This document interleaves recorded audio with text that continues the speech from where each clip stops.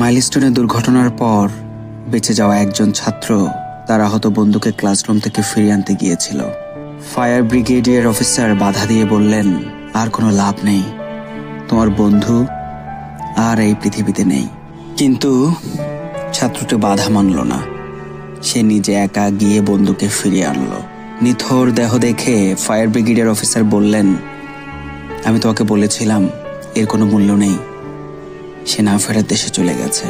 ছাত্রটি তখন উত্তর দেয়, না স্যার, এটা সত্যি অনেক মূল্যবান ছিল। যখন আমি তার কাছে গেলাম সে তখনও জীবিত ছিল। আমার বন্ধু আমাকে দেখে শেষ হাসিটা হেসেছিল এবং তার শেষ কথাটা ছিল, বন্ধু, আমি জানতাম তুই আসবি।